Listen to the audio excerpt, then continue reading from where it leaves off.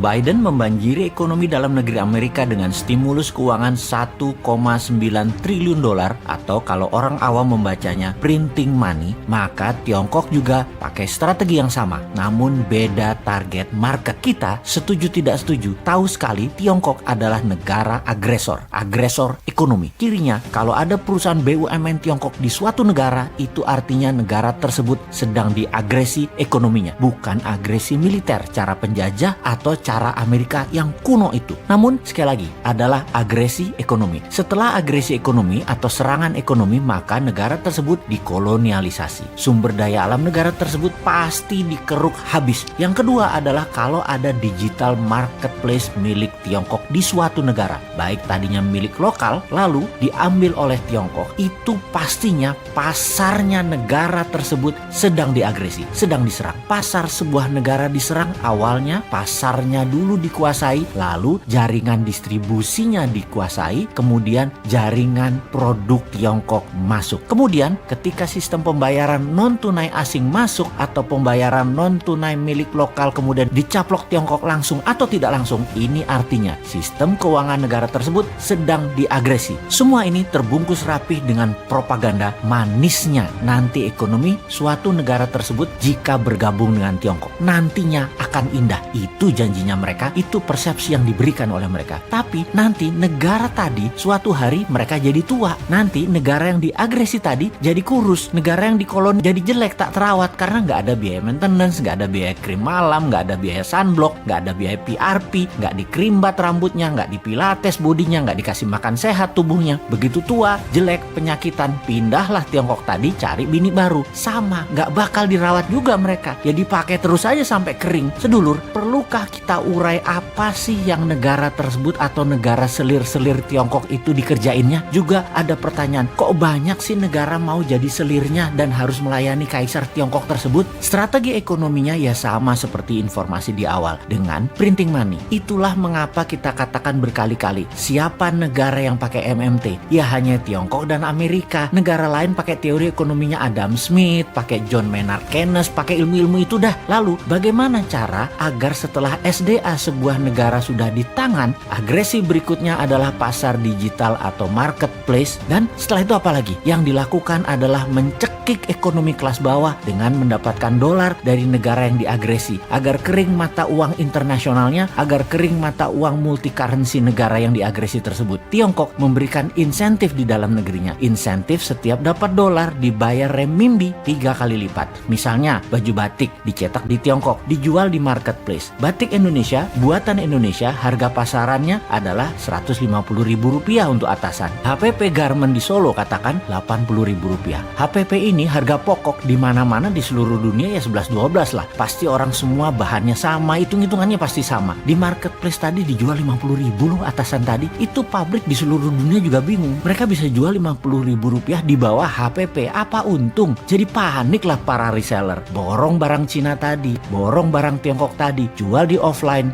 jual di online, di tempat lain harganya Rp80.000. Pabrik di Pekalongan, pabrik di Solo, pabrik di Bandung, kemudian ya mati bertumbangan. Produksinya nggak ada yang nelen, nggak ada yang beli. Itulah strategi membunuh produksi, membunuh ekonomi UKM di sebuah negara. Lalu si pengusaha Tiongkok yang dapat $4 per baju tadi, untung dagangnya bagaimana? Oh ya rugi kalau secara dagang. Modal dia kan tetap aja Rp80.000. Tetapi ketika $4 tadi uangnya masuk ke Tiongkok oleh pemerintah Tiongkok, dolar tadi bukan diberikan dolar, tapi diberikan renminbi yang nilainya 3 kali lipat dari nilai yuan terhadap dolar, alias mereka dapat sekitar $12 atau Rp150.000. Jadi modal tetap Rp80.000, jual dapat Rp150.000 karena dolarnya dikali 3 kan terhadap renminbi. Ya untung juga pedagangnya. Di sini dolar masuk Tiongkok dan renminbi dicetak aja, kasih ke rakyatnya sendiri. Toh untuk sektor produksi, Tiongkok print money renminbi 3 kali lipat transaksi dolar masuk ke Tiongkok. Itu kuncinya. Disinilah pedagang untung. Underlying printing renminbinya ada 2. 1, dolar yang nilainya sepertiga, sisanya manufaktur Tiongkok, sektor produktif, nggak bakal inflasi. Itulah teori MMT. Dengan satu strategi printing money, Tiongkok dapat dolar, Tiongkok dapat meningkatkan produksi, Tiongkok mematikan UKM negara koloninya, dan bisnis Tiongkok terus menyedot wilayah-wilayah lainnya lagi. Simpel kan bernegaranya mereka? Kok beginian aja nggak bisa ditiru sih? tempe bener. Nyampe nggak sih ilmu beginian ke pejabat ekonomi dan keuangan negara? Oke lah, sing sabar ya kaum new mind. Kita nonton aja old mind mainin negara. Walau nggak enak nontonnya, agak wagu, kikuk.